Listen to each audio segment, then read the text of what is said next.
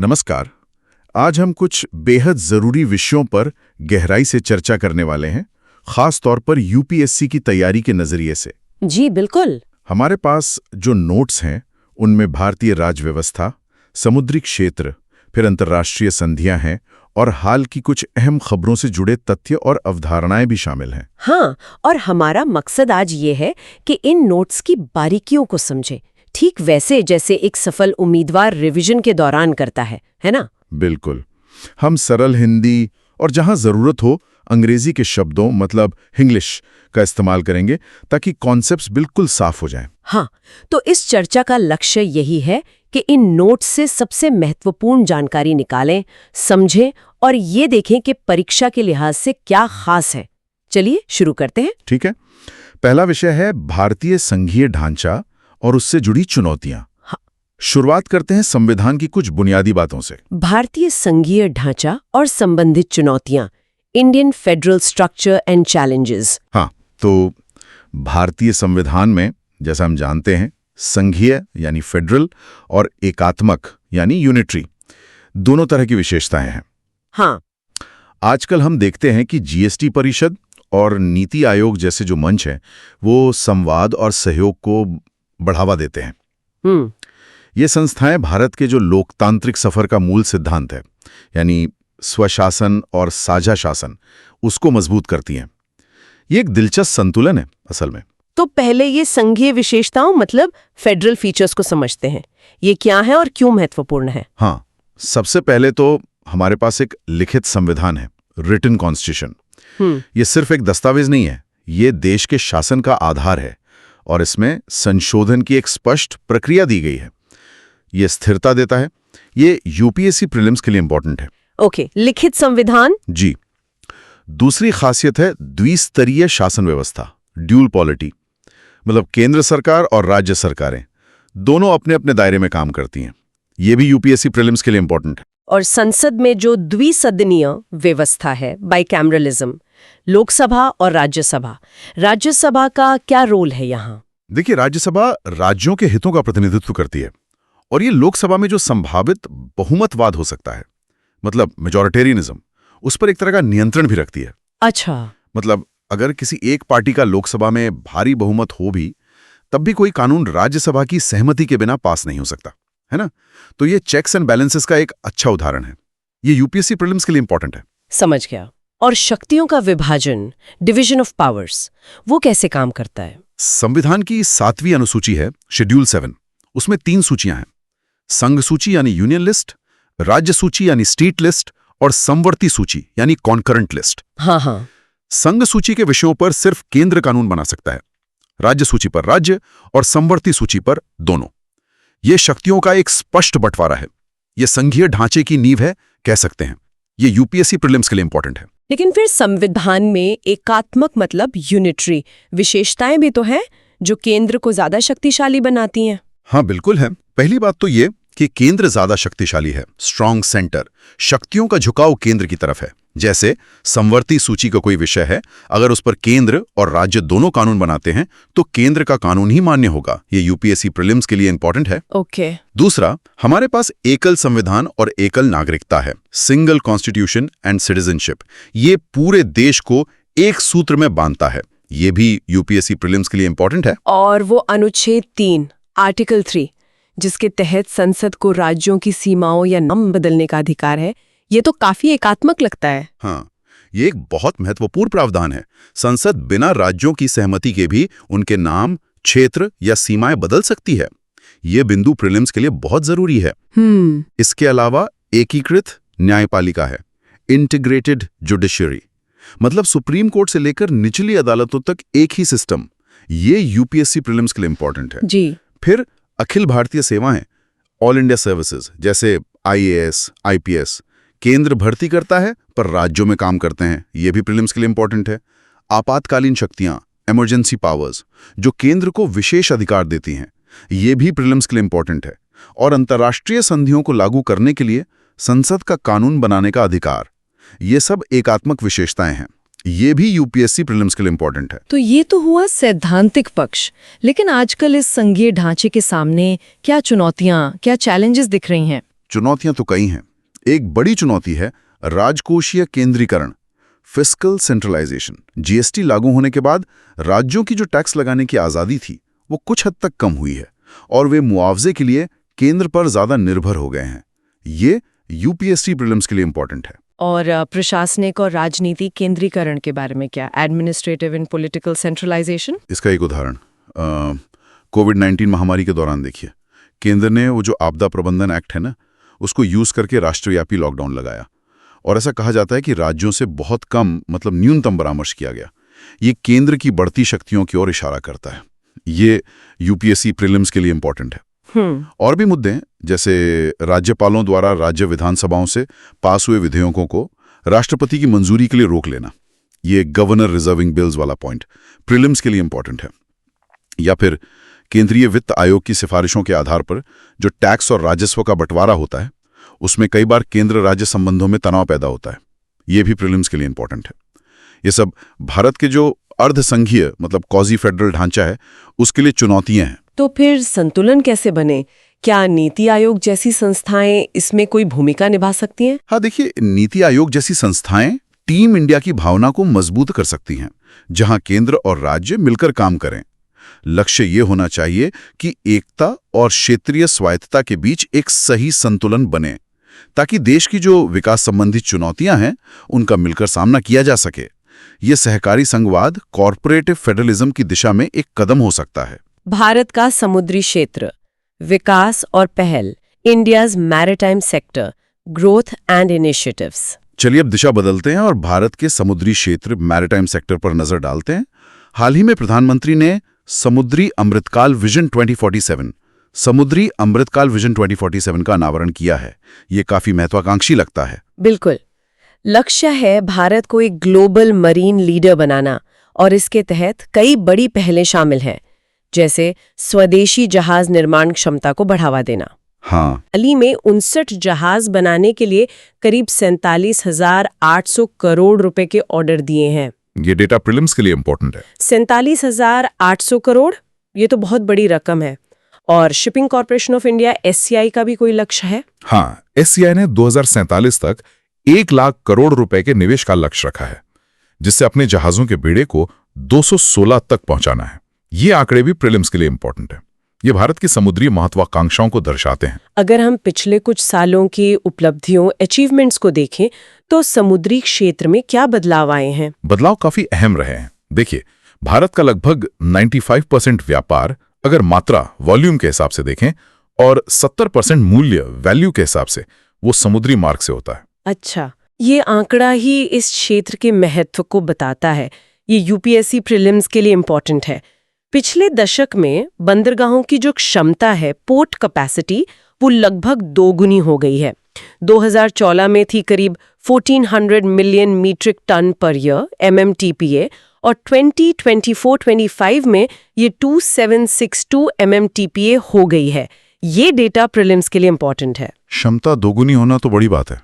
इससे जहाजों के आने जाने में लगने वाले समय पर भी असर पड़ा होगा। बिल्कुल। जहाज का जो औसत टर्नअराउंड समय होता है, एवरेज टर्नअराउंड टाइम, मतलब बंदरगाह पर आने से लेकर जाने तक लगने वाला समय, वो 2014 में 93 घंटा था और 2025 तक ये घटकर सिर्फ 48 घंटे रह गया है। ये भी प्रीलिम्स के लिए इंपॉर्टेंट है। ये वैश्विक स्तर पर हमारी प्रतिस्पर्धात्मकता को बढ़ाता है। और इस क्षेत्र में काम करने वाले लोगों का क्या? सीफेरर वर्कफोर्स, यहाँ भी उल्लेखनीय वृद्धि हुई है। भारत में सीफेरर वर्कफोर्स 2014 में 1.25 लाख थी, जो 2025 तक 3 लाख से ज्यादा हो गई है। बाप रे। हाँ, और ये वैश्विक सीफेरर वर्कफोर्स का लगभग 12% है। भारत अब दुनिया के शीर्ष 3 सीफेरर सप्लायर देशों में से एक है। ये फैक्ट प्रीलिम्स के लिए इंपॉर्टेंट है। अच्छा। इसके अलावा सरकार ने कानूनी प्रोत्साहन भी दिए हैं, जैसे मर्चेंट शिपिंग एक्ट 2025, ये प्रीलिम्स के लिए इंपॉर्टेंट है। तटीय पोत परिवहन अधिनियम 2025, ये भी प्रीलिम्स के लिए इंपॉर्टेंट है। और भारतीय पत्तन अधिनियम 2025, ये भी प्रीलिम्स के लिए इंपॉर्टेंट है। ये नए कानून इस क्षेत्र को आधुनिक बनाने और बढ़ावा देने के लिए लाए गए हैं। और हाल ही में इंडिया मैरिटाइम वीक 2025 का भी जिक्र था, उससे क्या हासिल हुआ? हाँ, इंडिया मैरीटाइम वीक 2025 काफी सफल रहा। इस दौरान समुद्री क्षेत्र में लगभग 12 लाख करोड़ रुपए के निवेश समझौते हुए। ये अमाउंट प्रीलिम्स के लिए इंपॉर्टेंट हो सकता है। ये दिखाता है कि इस सेक्टर में घरेलू और अंतर्राष्ट्रीय निवेशकों का भरोसा बढ़ रहा है। समुद्री क्षेत्र को बढ़ावा देने के लिए सरकार के कुछ प्रमुख कदम, की स्टेप्स कौन से हैं विजन 2047 के अलावा? कई कदम उठाए गए हैं। एक है maritime India vision 2030। Maritime India vision 2030 ये प्रीलिम्स के लिए इम्पॉर्टेंट है। इसमें 10 प्रमुख थीम चिन्हित किए गए हैं, जैसे बंदरगाहों का आधुनिकीकरण, लॉजिस्टिक दक्षता बढ़ाना वगैरह। फिर जैसा आपने कहा, समुद्री अमृतकाल विजन 2047 है। ये भी प्रीलिम्स के लिए इम्पॉर्टेंट है। इसका लक्ष्य 70 लाख करोड़ रुपए से ज्यादा का निवेश आकर्षित करना है, जहाज निर्माण, क्रूज पर्यटन, स्किल डेवलपमेंट जैसे क्षेत्रों में। सागरमाला परियोजना का भी काफी नाम सुना है। हाँ, सागरमाला परियोजना, सागरमाला, ये प्रीलिम्स के लिए इम्पॉर्टेंट है। इसका मुख्य फोकस लॉजिस्टिक लागत को कम करना है और बंदरगाहों के आसपास औद्योगिक विकास को बढ़ावा देना है, जिससे रोजगार भी पैदा हो। ओके। इसके अलावा पर्यावरण का ध्यान रखते हुए ग्रीन टग प्रोग्राम शुरू किया गया है। ग्रीन टग प्रोग्राम ये प्रीलिम्स के लिए इम्पॉर्टेंट है। इसके तहत 2040 तक 100 पर्यावरण अनुकूल टग बोट्स तैनात करने का लक्ष्य है। और समुद्री सुरक्षा, मैरीटाइम सिक्योरिटी, उसके लिए क्या किया जा रहा है? समुद्री सुरक्षा पर भी जोर है। इसके लिए एक व्यापक फ्रेमवर्क बनाया गया है। इसमें महासागर है, इसका फुल फॉर्म याद रखना प्रीलिम्स के लिए जरूरी है, mutual aid and holistic security in the Indian Ocean region. महासागर, ठीक है। हाँ, फिर एक्ट ईस्ट पॉलिसी है, ये भी प्रीलिम्स के लिए इम्पॉर्टेंट है। और हिंद महासागर नौसेना संगोष्ठी, इंडियन ओशन नेवल सिंपोजियम, ये भी प्रीलिम्स के लिए इम्पॉर्टेंट है। इन सब का उद्देश्य हिंद महासागर क्षेत्र में एक मुक्त, खुली और समावेशी समुद्री सुरक्षा व्यवस्था को बढ़ावा देना है। ये भारत की बढ़ती समुद्री शक्ति और जिम्मेदारी को दर्शाता है। अंतर्राष्ट्रीय संधियां और रक्षा सहयोग। अब थोड़ा अंतर्राष्ट्रीय परिदृश्य की ओर चलते हैं। एक खबर है कि अमेरिका 33 साल के अंतराल के बाद परमाणु परीक्षण, न्यूक्लियर टेस्टिंग फिर से शुरू करने पर विचार कर रहा है। ये एक बड़ी खबर है। हाँ, ये वाकई महत्वपूर्ण डेवलपमेंट है। पिछला परीक्षण अमेरिका ने 1992 में किया था, शीत युद्ध की समाप्ति के आसपास। इस खबर के संदर्भ में हमें परमाणु हथियार नियंत्रण से जुड़ी कुछ प्रमुख अंतर्राष्ट्रीय संधियां, न्यूक्लियर आर्म्स कंट्रोल ट्रीटीज को समझना जरूरी हो जाता है। कौन कौन सी हैं ये संधियां? चलिए क्रम से देखते हैं। पहला है परमाणु अप्रसार संधि, NPT, नॉन प्रोलिफरेशन ट्रीटी। ये 1968 में साइन हुई, 1970 में लागू हुई। लगभग 191 देश सदस्य हैं, लेकिन भारत, इजराइल, पाकिस्तान और दक्षिण सूडान इसके सदस्य नहीं हैं। ये जानना प्रीलिम्स के लिए इंपॉर्टेंट है। इसका उद्देश्य परमाणु हथियारों के प्रसार को रोकना है। दूसरी, intermediate range nuclear forces treaty, INF treaty. ये 1987 में US और तत्कालीन USSR के बीच हुई थी। इसने 500 से 5500 किलोमीटर रेंज वाली जमीन आधारित मिसाइलों को खत्म किया। ये संधि 2019 में खत्म हो गई। ये फैक्ट प्रीलिम्स के लिए इंपॉर्टेंट है। ओके। तीसरी, सामरिक शस्त्र कटौती संधि, START 1, 1991 में US USSR के बीच। इसने वॉरहेड और डिलीवरी व्हीकल्स की संख्या सीमित की। ये 2009 में समाप्त हो गई। ये भी प्रीलिम्स के लिए इंपॉर्टेंट है। चौथी, व्यापक परमाणु परीक्षण प्रतिबंध संधि, CTBT, comprehensive nuclear test ban treaty, 1996 में साइन के लिए खोली गई। मकसद, हर तरह के परमाणु विस्फोटों पर रोक। 187 ने हस्ताक्षर किए, 178 ने पुष्टि की, लेकिन भारत, उत्तर कोरिया, पाकिस्तान समेत 9 देशों ने हस्ताक्षर नहीं किए हैं। भारत का पक्ष प्रीलिम्स के लिए इंपॉर्टेंट है। अच्छा, भारत ने साइन नहीं किया? जी, भारत का तर्क है कि यह भेदभावपूर्ण है। पांचवी है new start treaty. New start treaty 2010 में US रूस के बीच 2026 तक वैध है। ये तैनात सामरिक परमाणु वॉरहेड्स को 1550 और लॉन्चर सिस्टम को 700 तक सीमित करती है। ये प्रीलिम्स के लिए इंपॉर्टेंट है। और छठी है परमाणु हथियार निषेध संधि, TPNW, treaty on the prohibition of nuclear weapons. 2017 में अपनाई गई, 2021 से लागू है। ये परमाणु हथियारों के विकास, परीक्षण, भंडारण, इस्तेमाल पर पूरी तरह रोक लगाती है। लेकिन भारत और पाकिस्तान समेत सभी परमाणु शक्ति संपन्न देशों ने इस पर हस्ताक्षर नहीं किए हैं। ये भी प्रीलिम्स के लिए इंपॉर्टेंट है। ये संधियां तो वैश्विक परमाणु व्यवस्था को समझने के लिए काफी महत्वपूर्ण है। अब इसी से जुड़ा एक और पहलू देखते हैं, भारत अमेरिका रक्षा सहयोग, इंडिया US डिफेंस कोऑपरेशन। हाल ही में दोनों देशों ने अगले 10 साल के लिए एक रक्षा साझेदारी फ्रेमवर्क पर हस्ताक्षर किए हैं। हाँ, ये फ्रेमवर्क मलेशिया में हुई 12वीं ADMM प्लस मीटिंग के दौरान साइन किया गया। ADMM प्लस मतलब आसियान रक्षा मंत्रियों की बैठक प्लस। ये कोई नई बात नहीं है, इससे पहले भी 2005-15 और 2015-25 के लिए ऐसे फ्रेमवर्क साइन हो चुके हैं। इसका उद्देश्य दोनों देशों के बीच रक्षा सहयोग को एक दिशा देना और मजबूत करना है। इस सहयोग के मुख्य स्तंभ पिलर्स क्या हैं? कई स्तंभ हैं।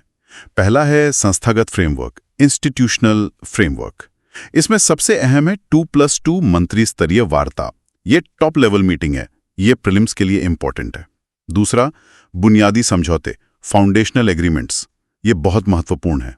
ये बुनियादी समझौते कौन से हैं और इनका क्या मतलब है? इसमें 4 प्रमुख समझौते हैं। इनको याद रखना प्रीलिम्स के लिए बहुत जरूरी है। पहला, LEMOA logistics exchange memorandum of agreement 2016 का। ये दोनों देशों की सेनाओं को एक दूसरे के बेसिस लॉजिस्टिक सपोर्ट जैसे फ्यूलिंग, रिपेयर के लिए इस्तेमाल करने की सुविधा देता है। ये प्रीलिम्स के लिए इंपॉर्टेंट है। ओके, लॉजिस्टिक्स के लिए। दूसरा, COMCASA communications compatibility and security agreement 2018। ये भारत को अमेरिका से सिक्योर और इनक्रिप्टेड कम्युनिकेशन इक्विपमेंट हासिल करने की अनुमति देता है। इससे इंटरऑपरेबिलिटी बढ़ती है। ये प्रीलिम्स के लिए इंपॉर्टेंट है। तीसरा, ISA इंडस्ट्रियल सिक्योरिटी एग्रीमेंट 2019। ये डिफेंस टेक्नोलॉजी ट्रांसफर और जॉइंट प्रोडक्शन के दौरान क्लासिफाइड जानकारी की सुरक्षा सुनिश्चित करता है। ये भी प्रीलिम्स के लिए इंपॉर्टेंट है। ठीक है। और चौथा, B का basic exchange and cooperation agreement 2020। ये दोनों देशों को एडवांस्ड सैटेलाइट इमेजरी और जियोस्पेशल डेटा शेयर करने में सक्षम बनाता है। ये मिसाइल टारगेटिंग वगैरह के लिए महत्वपूर्ण है। ये भी प्रीलिम्स के लिए इंपॉर्टेंट है। इन समझौतों के अलावा अमेरिका ने भारत को कुछ खास दर्जे भी दिए हैं। हाँ, 2016 में अमेरिका ने भारत को प्रमुख रक्षा भागीदार मेजर डिफेंस पार्टनर MDP का दर्जा दिया। यह दर्जा खास तौर पर भारत के लिए ही बनाया गया था। ये प्रीलिम्स के लिए इंपॉर्टेंट है। फिर 2018 में भारत को strategic trade authorization STA Tier 1 का दर्जा मिला। ये भी प्रीलिम्स के लिए इंपॉर्टेंट है।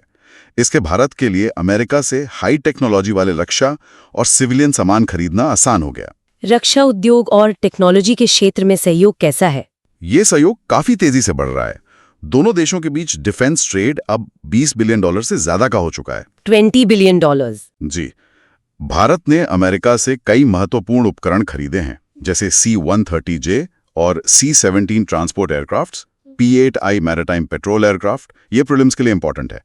और अपाचे, चिनूक, सी हॉक जैसे हेलीकॉप्टर, ये भी प्रीलिम्स के लिए इंपॉर्टेंट है। टेक्नोलॉजी ट्रांसफर और को प्रोडक्शन को बढ़ावा देने के लिए 2023 में एक defence industrial cooperation road map भी बनाया गया है। ये प्रीलिम्स के लिए इंपॉर्टेंट है। साथ ही डिफेंस स्टार्टअप्स को जोड़ने के लिए INDUSX, ये भी प्रीलिम्स के लिए इंपॉर्टेंट है। और ऑटोनॉमस सिस्टम्स के लिए एशिया पहल, ये भी प्रीलिम्स के लिए इंपॉर्टेंट है। ये सब लेटेस्ट इनिशिएटिव्स हैं। और सैन्य अभ्यासों का क्या? Military exercises? दोनों देशों की सेनाएं नियमित रूप से अभ्यास करती हैं ताकि वे एक साथ काम करने में बेहतर हो सकें। ऑपरेशनल इंटरऑपरेबिलिटी, द्विपक्षीय अभ्यासों में थल सेना का युद्ध अभ्यास, ये प्रीलिम्स के लिए इंपॉर्टेंट है। स्पेशल फोर्सेस का वज्र प्रहार, ये भी प्रीलिम्स के लिए इंपॉर्टेंट है। और वायुसेना का कोप इंडिया, ये भी प्रीलिम्स के लिए इंपॉर्टेंट है। अच्छा। इसके अलावा बहुपक्षीय अभ्यास मालाबार है। इसमें भारत और अमेरिका के साथ जापान और ऑस्ट्रेलिया की नौसेनाएं भी हिस्सा लेती हैं। ये जानना प्रीलिम्स के लिए इंपॉर्टेंट है। यह अभ्यास हिंद प्रशांत क्षेत्र में बढ़ते रणनीतिक सहयोग का प्रतीक है। अन्य महत्वपूर्ण सुर्खियां। Other important headlines. चलिए अब कुछ और विविध लेकिन जरूरी खबरों पर तेजी से नजर डालते हैं। सबसे पहले एपेक, एशिया प्रशांत आर्थिक सहयोग। हाँ, खबर थी कि 2025 का एपेक शिखर सम्मेलन दक्षिण कोरिया के ग्योंगजू शहर में होगा। एपेक के बारे में कुछ बातें याद रखनी चाहिए। स्थापना 1989 में, ये प्रीलिम्स के लिए इंपॉर्टेंट है। सचिवालय सिंगापुर में है, ये भी प्रीलिम्स के लिए इंपॉर्टेंट है। और 21 सदस्य अर्थव्यवस्थाएं हैं, जैसे अमेरिका, चीन, जापान, ऑस्ट्रेलिया वगैरह। और भारत? महत्वपूर्ण बात यह है कि भारत एपेक का सदस्य नहीं है, पर ऑब्जर्वर स्टेटस में इंटरेस्टेड है। ये फैक्ट प्रीलिम्स के लिए इंपॉर्टेंट है। इसका उद्देश्य एशिया प्रशांत में आर्थिक सहयोग बढ़ाना है। अगली खबर अर्थव्यवस्था से जुड़ी है। बचत दर, सेविंग्स रेट। हाँ, EICPM के अध्यक्ष ने कहा है कि भारत को 7% की विकास दर के लिए निवेश दर इन्वेस्टमेंट रेट को GDP के 34-35% तक ले जाना होगा और निवेश के लिए पैसा आता है बचत और विदेशी निवेश से। बचत दर क्या होती है? ये GDP का वो हिस्सा है जो बचाया जाता है, मतलब डिस्पोजेबल इनकम में से फाइनल कंजम्पशन एक्सपेंडिचर घटाने के बाद जो बचता है। 2024 में भारत की बचत दर लगभग 30.2% थी। ये डेटा प्रीलिम्स के लिए इम्पोर्टेंट है। अब इतिहास की ओर रुख करते हैं। सरदार वल्लभ भाई पटेल की 150वीं जयंती, उनके योगदान को कैसे याद किया जा सकता है? सरदार पटेल, जिन्हें लौह पुरुष, आयरन मैन ऑफ इंडिया कहा जाता है, जन्म 31 अक्टूबर 1875 गुजरात, ये प्रीलिम्स के लिए इम्पोर्टेंट है। जयंती राष्ट्रीय एकता दिवस के रूप में मनाई जाती है, ये भी प्रीलिम्स के लिए इम्पोर्टेंट है। स्वतंत्रता से पहले उन्होंने खेड़ा सत्याग्रह 1918, अहमदाबाद मिल हड़ताल 1918 और खास तौर पर बारदौली सत्याग्रह 1928 का नेतृत्व किया। ये सब प्रीलिम्स के लिए इम्पोर्टेंट है। बारदौली में ही उन्हें सरदार की उपाधि मिली थी, ये भी प्रीलिम्स के लिए इम्पोर्टेंट है। 1931 के कराची अधिवेशन में अध्यक्ष के तौर पर मौलिक अधिकारों और राष्ट्रीय आर्थिक नीति पर प्रस्ताव पारित करवाए। ये अधिवेशन प्रीलिम्स के लिए इम्पोर्टेंट है। और स्वतंत्रता के बाद उनका सबसे बड़ा योगदान? निसंदेह 500 से ज्यादा रियासतों का भारत में विलय, पॉलिटिकल इंटीग्रेशन, ये प्रीलिम्स के लिए इम्पोर्टेंट है। जूनागढ़, हैदराबाद जैसी रियासतों को शामिल करने में उनकी भूमिका निर्णायक थी, ये भी प्रीलिम्स के लिए इम्पोर्टेंट है। वे भारत के पहले उप प्रधानमंत्री और गृह मंत्री थे, ये फैक्ट प्रीलिम्स के लिए इम्पोर्टेंट है। उन्होंने अखिल भारतीय सेवाओं, ऑल इंडिया सर्विसेज की नींव रखी, जिसे स्टील फ्रेम ऑफ इंडिया कहा, ये भी प्रीलिम्स के लिए इम्पोर्टेंट है। सत्यनिष्ठा, नेतृत्व, दृढ़ संकल्प उनके प्रमुख मूल्य थे। ठीक है। इतिहास से जुड़ा एक और विषय है आर्य समाज, जिसकी स्थापना के 150 वर्ष पूरे हुए हैं। आर्य समाज की मुख्य शिक्षाएं क्या थीं और आज उनकी क्या प्रासंगिकता है? आर्य समाज की स्थापना स्वामी दयानंद सरस्वती ने 1875 में बॉम्बे में की थी। ये प्रीलिम्स के लिए इम्पोर्टेंट है। उन्होंने मूर्ति पूजा, कर्मकांड का खंडन किया और वेदों को अचूक प्रमाण मानते हुए वेदों की ओर लौटो का नारा दिया। ये नारा प्रीलिम्स के लिए इम्पोर्टेंट है। सामाजिक क्षेत्र में उन्होंने वंशानुगत जाति व्यवस्था, अस्पृश्यता का विरोध किया, सभी के लिए वैदिक शिक्षा, महिला शिक्षा का समर्थन किया, बाल विवाह का विरोध किया। ये सब प्रीलिम्स के लिए इम्पोर्टेंट है। शिक्षा के क्षेत्र में दयानंद एंग्लो वैदिक DAV स्कूलों की स्थापना एक महत्वपूर्ण कदम था, ये भी प्रीलिम्स के लिए इम्पोर्टेंट है। लाला लाजपत राय, भगत सिंह, रामप्रसाद बिस्मिल जैसे कई स्वतंत्रता सेनानी भी आर्य समाज से जुड़े थे।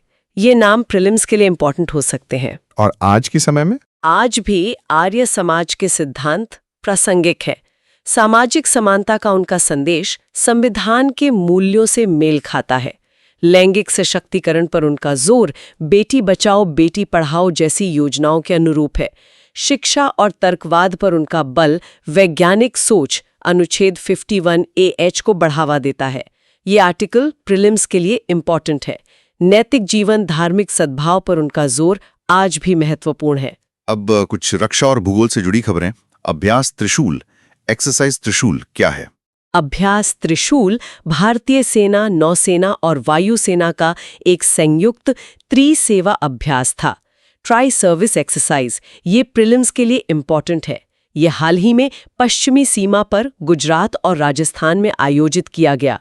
उद्देश्य संयुक्त परिचालन क्षमता और रणनीतिक तैयारी का आकलन करना, साथ ही स्वदेशी रक्षा प्रणालियों का इंटीग्रेशन दिखाना, ये भी प्रीलिम्स के लिए इम्पोर्टेंट है। भूगोल में बाल्टिक सागर, बाल्टिक सी क्यों चर्चा में था? बाल्टिक सागर उत्तरी यूरोप में स्थित है।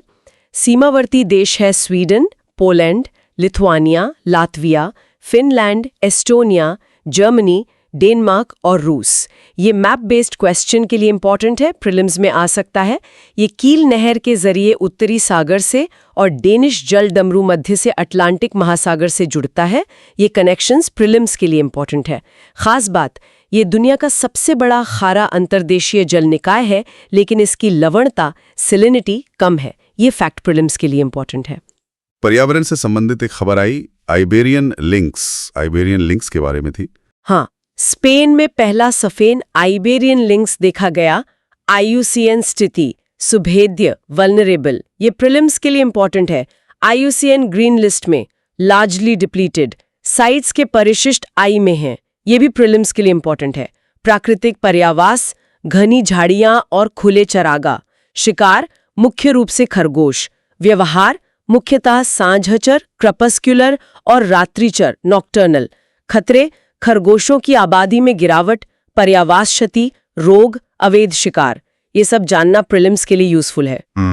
विज्ञान और प्रौद्योगिकी से एक दिलचस्प खबर एल्फेन तरंगों, एल्फेन वेव्स के बारे में है। एल्फीन तरंगे क्या होती हैं और ये क्यों महत्वपूर्ण है?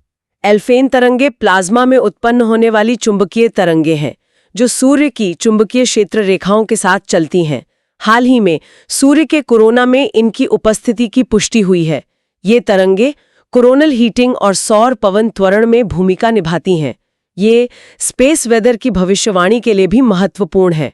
ये कॉन्सेप्ट प्रीलिम्स के लिए इंपॉर्टेंट है। तो अंत में संस्कृति से जुड़ी खबर, क्रिएटिव सिटी ऑफ गैस्ट्रोनॉमी। जी हाँ, यूनेस्को ने लखनऊ को UCCN के तहत क्रिएटिव सिटी ऑफ गैस्ट्रोनॉमी यानी पाक कला का रचनात्मक शहर नामित किया है। ये प्रीलिम्स के लिए इंपॉर्टेंट है। हैदराबाद के बाद लखनऊ भारत का दूसरा शहर है, ये भी प्रीलिम्स के लिए इंपॉर्टेंट है। UCCN यानी यूनेस्को क्रिएटिव सिटीज नेटवर्क 2004 में शुरू हुआ था, ये भी प्रीलिम्स के लिए इंपॉर्टेंट है। उद्देश्य रचनात्मकता को सतत विकास का कारक मानने वाले शहरों के बीच सहयोग। 7 रचनात्मक क्षेत्र हैं: शिल्प, लोक कला, डिजाइन, फिल्म, पाक कला, साहित्य, संगीत, मीडिया कला। ये कैटेगरीज प्रीलिम्स के लिए इंपॉर्टेंट हैं। ग्वालियर संगीत, जयपुर शिल्प जैसे अन्य भारतीय शहर भी इसमें शामिल हैं। आउटरो। तो ये थी आज की हमारी गहन चर्चा, जिसमें हमने UPSC नोट्स के जरिए भारतीय संघीय ढांचे, समुद्री क्षेत्र की संभावनाओं, अंतर्राष्ट्रीय संधियों, भारत अमेरिका रक्षा सहयोग और कई अन्य अहम विषयों को समझा। हाँ, हमने कोशिश की कि हर महत्वपूर्ण तथ्य, अवधारणा और उसके संदर्भ को स्पष्ट किया जाए, खासकर परीक्षा के दृष्टिकोण से। ये सभी विषय काफी गतिशील है, इसलिए इनकी निरंतर समीक्षा और विश्लेषण जरूरी है। आज की चर्चा समाप्त करने से पहले एक विचार छोड़ जाते हैं। भारत अपनी समुद्री महत्वाकांक्षाओं जैसे सागरमाला, अमृतकाल विजन और रक्षा आधुनिकीकरण जैसे अमेरिका के साथ बढ़ता सहयोग, इनको जिस तेजी से आगे बढ़ा रहा है, उसका देश के संघीय ढांचे पर, खासकर तटीय राज्यों के साथ केंद्र के संबंधों पर भविष्य में क्या असर हो सकता है? क्या आर्थिक विकास और राष्ट्रीय सुरक्षा के बड़े लक्ष्यों को साधते हुए राज्यों की भूमिका और स्वायत्तता के साथ संतुलन बनाना एक चुनौती साबित होगा? ये वाकई सोचने वाली बात है। इस पर जरूर सोचिएगा। अगली चर्चा तक पढ़ते रहें और सीखते रहें।